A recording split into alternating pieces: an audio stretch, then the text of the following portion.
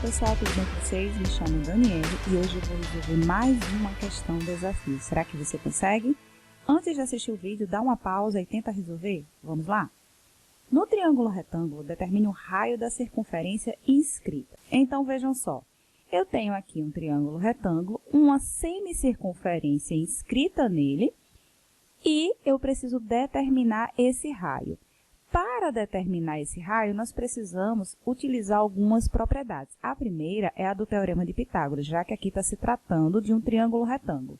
Se você não lembra do Teorema de Pitágoras, clica no card e assista a aula que fala sobre a definição do Teorema de Pitágoras. Aproveite e também assista a aula que fala do triângulo pitagórico. Esse triângulo pitagórico é muito importante em muitas questões que nós vamos precisar resolver. Mas vejam bem, esse triângulo retângulo, que nós vamos aplicar o Teorema de Pitágoras, ele diz que o quadrado da hipotenusa vai ser igual à soma dos quadrados dos catetos. Para quem não lembra, a hipotenusa vai ser sempre o lado oposto ao ângulo de 90 graus, e também conhecido como o maior lado do triângulo. Já o B e o C serão os catetos.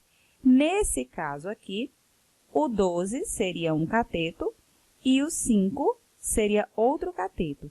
Já essa medida aqui que eu preciso determinar, isso aqui seria justamente a hipotenusa, ok? Então, vamos lá.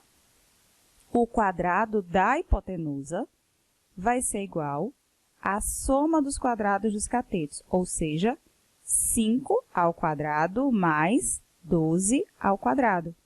Então, nós temos que a ao quadrado vai ser igual a 25 mais 144.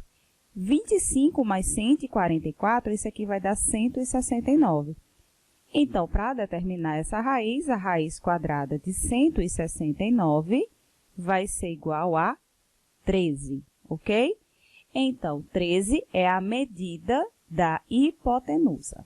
Bom, agora nós vamos precisar determinar outra situação. Existem duas propriedades relativas à tangência da circunferência. A primeira é, o ponto de encontro de qualquer segmento de reta ou reta tangente a uma circunferência e o seu raio vai ser sempre perpendicular, ou seja, esse ângulo aqui é de 90 graus. Significa que esse triângulo aqui, ó, é um triângulo retângulo, ok? Então, a outra propriedade que nós precisamos verificar é essa aqui, em que se vocês tiverem dois segmentos de retas tangentes a uma circunferência, e em que o ponto de encontro desses segmentos de reta for o mesmo, esses segmentos têm o mesmo comprimento. Então, se isso aqui for 5, isso aqui também será 5. Essa propriedade eu vou aplicar exatamente aqui, olha. O ponto de tangência de dois segmentos de reta com um único ponto em comum, que eu vou chamar aqui de C. O ângulo de 90 graus eu vou chamar de A, e esse outro ângulo aqui eu vou chamar de B, ok?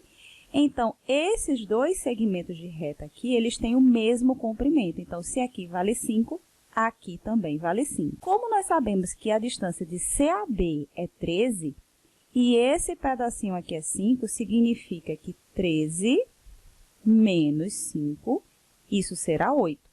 Então, esse cateto aqui, interno do triângulo menor, mede 8, tá bom?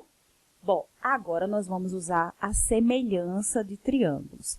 Para utilizar a semelhança de triângulos, eu vou tentar relacionar esse triângulo interno menor com o triângulo ABC, que é o maior.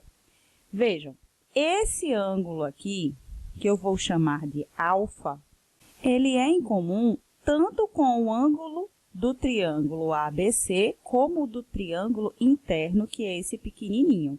Então, eu sei que eu tenho dois ângulos em comum. A outra coisa que eu tenho é que esse ângulo aqui, ó, de 90 graus, também é em comum com esse ângulo de 90 graus.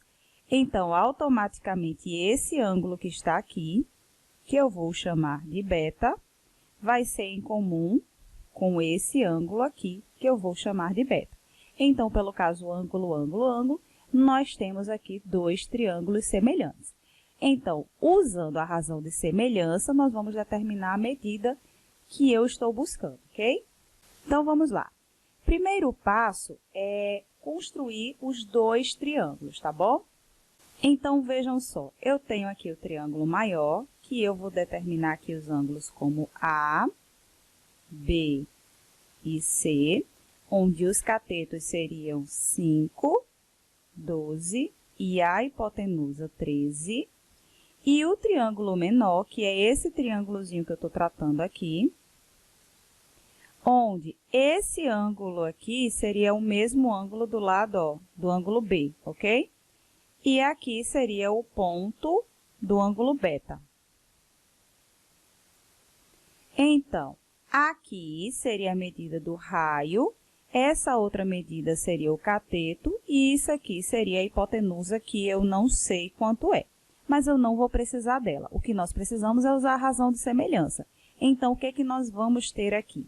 É que esse cateto AC está para o raio, assim como o cateto AB, 12, está para 8. Agora, é só fazer meio pelos extremos. 12R igual a 5 vezes 8, 40. O raio vai ser igual a 40 dividido por 12. Temos duas opções aqui. Nós podemos dividir, e esse aqui dá um número decimal, ou simplesmente simplificar. Eu vou simplificar. 40 dividido por 4 vai dar 10, e 12 dividido por 4 vai dar 3. Então, nós determinamos aqui a medida do raio dessa circunferência inscrita, na verdade, semicircunferência inscrita nesse triângulo, ok? Se gostou desse vídeo, dê um joinha, se inscreva no meu canal. E se vocês quiserem sugerir alguma questão, coloca aí nos comentários que eu farei. Até a próxima. Tchau, tchau.